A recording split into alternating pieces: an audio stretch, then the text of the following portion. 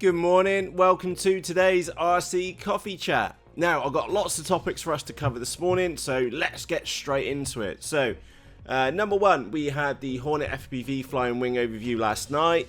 I do have an unboxing episode on that one coming out shortly. We've got the Chuck Glider, the UAV Chuck Glider on the slope to see if she slopes for us. What else we got? Gimbal covers, turnigy case, the Chuck Glider update, and also the WingWing Z84 update as well. So that's today's RC news. Let's go back to the beginning and see what we've got. So last night we had the Hornet FPV Flying Wing overview. That little wing is absolutely brilliant. So if you haven't seen this episode yet, do hit pause right now and go and watch that episode. The Hornet FPV Flying Wing is absolutely fantastic, and you saw me a couple of days ago putting an OSD board underneath in the battery compartment, and yeah, I can't wait to get that one in the air again with that board on. Very, very cool indeed.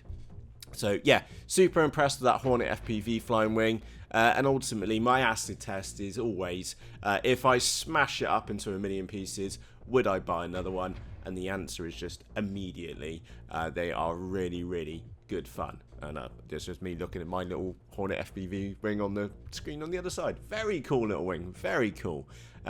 Next up, we've got the unboxing episode of not only the Hornet FPV wing, but also the Raven Flying Wing as well. I know they're out of sequence, but it is what it is. It's just the way which it's just worked out. So that one will be out shortly.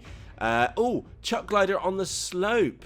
Now, Andrew said, bring something powered up to the slope. The wind doesn't look particularly strong. So I immediately thought the Chuck Glider. And didn't she do well? That episode will be out later today. The link to it is already in the Facebook group. I'll put a link to the Facebook group in the video description for you. That episode's already out. And she does amazingly well on the slope. That's the reason why. In fact, you'll find out what that reason is in that episode, either if you see it in the Facebook group or if you just wait till this evening for it to come out. Quick slurp. So yeah, it does brilliantly well. I'm just like super impressed with it. And yeah, granted, I did use cheat mode quite a bit. I think it's a little bit heavy for the slope, for like the wind conditions which we had. Yeah, that's all I'm saying, because you'll find out about what's going to happen with the slope soaring version of that in that episode. What's next? We've got a Chuck Glider on the slope. Oh, gimbal covers. This one's actually for Mr. T. Well, both these are for Mr. T. Mr. T, you know who you are. So, first one is that there's a turnigy case. Now, buy this from Hobby King, not eBay, because the sellers on the eBay are basically reselling the Hobby King items. It's only about a tenner or so, and it's absolutely brilliant to stick your Tyrannus in. And what I've also got, my Tyrannus is over there, is that on the 3D printer, I printed out some boobies. And these little boobies go on top of the gimbals, because I was always concerned with a soft case. There we go. Can you see that they're sat on there? So look, a pair of boobies. But no, on a serious point, they keep the sticks still while they're in the case, because that was always my concern, is that I always put stuff in the top compartment, like battery tester, gloves, sunglasses and things like that, and then the sticks get mashed around all over the place. So yeah, I printed them out to, I don't know, 30 minutes a piece, something like that. Yeah, really, really cool. What else we got? Oh, Chuck Glider updates. So this is going to be a little bit tricky. So yeah, because it's tricky because there's cables everywhere. So what I've been and done is that I've got the FPV camera mounted up on the top. That seemed like the on top of the canopy. That seemed like the safest place for it to go. Now I do have an extra lead here so that I can put an OSD in with this kit. I'm not 100% sure if I'm going to do that yet. I've got a couple of minimum OSDs, and actually I've had my first minimum OSD with a little micro one, which actually worked. As I found out, you need to power it with an external 5 volts for the fonts to upload. And if you don't power it with an extra 5 volts, then the little serial to TTL adapter like that just doesn't have the guts in it to be able to upload the fonts. So yeah, that's happy days. And I've got that working for the WingWing Z84. We'll get to that in a moment. So coming back to the chuck glider, we've got the FPV sorted for that one. Well, pretty much sorted. And I'm just trying to take those pins out because the canopy had cracked in an unscheduled landing, if I'm honest. And then when it comes to the actual model itself, I don't know how well you're going to be able to see this. But if you have a look up there, we've got the GPS. It's only just resting there at the moment. And then we've got the cables coming down. We're going to have the flight control board up here, like so. And then we'll have the FPV camera up here. Now, I'm not entirely sure what I'm going to be doing with the receiver yet. And the reason why I say the receiver is because I was thinking about that in bed this morning. It might be an idea to run the receiver further back down here on the bottom, which sounds a bit dodge, but if it was down here on the bottom, then I could spray the antennas out at 90 degrees, or even if I brought it back further, I'd be able to bring it up. My concern is that if I have it in the main hold of the fuselage, is that to get 90 degrees, I would need to go up, which is a bit awkward right now with the board where it is, but not impossible, I hasten to add. And I'd also need to go out as well, which is, I could go up, I could go out, but I've got 2 rows of carbon fibre in the top, so I'm not entirely sure what I'm going to be doing about the receiver placement right now. So yeah, that's a bit of fun for later today. That now brings us nicely onto the WingWing Z84 and its current status. Now, I am using the details off the Facebook group because that's where I put all the details in. So, what's the question? So, the model without the motor, or the lid, I hasten to add, is 178 grams. So, it absolutely weighs nothing. I've ordered an 1806 motor. It's the same motor which is going to on the Hornet FPV Flying Wing. I just chose that one because it's small, it's light at about 18 grams. And I've got a load of messages popping up in the background, ignore that. In fact, I'll hit mute. Is that it's a small little pokey motor, and I will need to buffer it out on the back motor mount to make sure it clears the back. But I'm really impressed with that 1806 motor. So I think that's the one which I'm going to go for. It can run 6x3 or 5x3, but let's go into the rest of the parts. So the FPV camera and lead. So I'm going to be using the Runcam Swift, which was sent to me by GearBest. We'll be using that one in this project.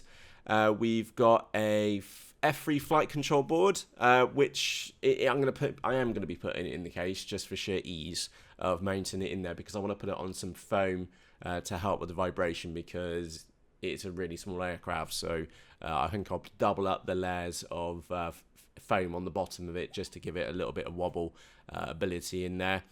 We do have a video transmitter to go in there, XAR, Bluetooth module, which will get removed at launch time.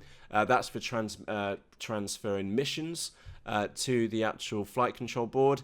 Right now, I am going to be using a separate 3 amp BEC and be able to power, what's it going to be powering? The receiver, the servos, and the minimum OSD. So a minimal amount of kit for that one to power. We've got 20 amp ESC, which will go in the back. That won't end up powering anything for that one. Oh, yeah, I will be using, because of my paranoia, is it here? It was here, honest. I've got, where's that gone? All right. Yeah. Oh, no, there it is, right in front of me.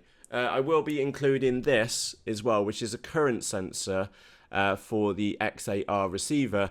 Now, there's quite a bit of weight in that, to be fair. I don't know what the exact weight is. If you give me a second. It's not particularly light. Let me just wrap the cables around it.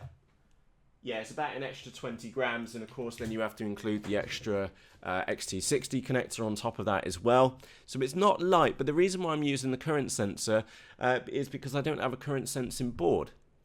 And I am rather concerned about the current usage, especially if I'm using a smaller motor, and especially if I'm going to be using a 4S battery pack as well. I don't want to cook the motor.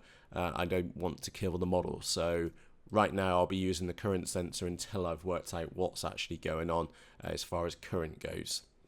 We also have a GPS module on there to go on there, and then wiring, and the approximate weight minus batteries is 350 grams. Now, I've been and ordered some special some LG INR 18650 3500 milliampere batteries from Germany. They should be with me this week sometime, and I was going to make up some flight packs.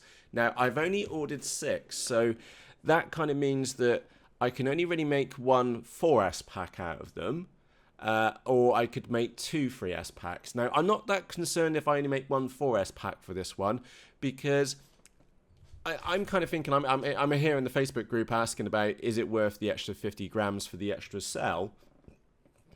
I think with the 33% extra increase in voltage or in power, potentially, is that's ultimately going to mean a longer flight time. And remember, my goal is to try and keep this one up in the air for as long as possible. So that's my thoughts. What's your thoughts? Should I go for 3S or should I go for 4S? I don't know. And by the way, this does give an approximate flying weight of around 487 grams or 553 grams on 4S. That is not as light as I've seen them on a different channel, but that's not bad. That's just under or just over half a kilo. And I know there is fat which I can trim from this, but I'm just thinking usability later on. If I start stripping the shell off the X8R, if I don't put the case in there, there's other challenges with it. So I'm not after massive long distances. I'm really just interested in flight time, to be able to keep it up in the air for a really good amount of time, and just enjoy the flight, just enjoy the view and the experience. So I don't know. What's your thoughts? So yeah, that's today's topics. Let me just quickly recap. We had the Hornet FPV flying wing last night. We've had the unboxing episode that will come out probably tomorrow now. We've got the Chuck Glider episode on the slope. That one will be out later this evening. And if you can't wait for that one, the link to the Facebook group is in the video description. Just go and click the join button and I'll pick it up later this morning. What else have we got? The gimbal covers for Mr. T and the Turnigy case. Very good combo. That's why I actually use myself, Mr. T. We've had an update on the Chuck Glider. She is now going into UAV mode. So yeah, that's looking good. And the WingWing Z84 update as well. So yeah, things are progressing slowly but surely here. Oh, and I forgot to mention the t-shirt. That might give you an idea what was in those boxes. And if you wanted to know what was in that large box, it's also in the Facebook group as well. So I'm having a Facebook group morning. So yeah, that was the t-shirt which came in the box, and actually I have 2 t-shirts on because I'm freezing my boobies off here this morning. So with that said, it's complete thick fog here today. I mean, it's like a proper pea super. So yeah, are you flying? Do let me know in the comments section underneath this episode. And if you are going to be flying today, what are you going to be flying? Do let me know in the comments section. So with that said, from myself, Matt, thank you ever so much for joining me today for today's RC Coffee Chat. And I'll see you around about the same time tomorrow. Cheerios!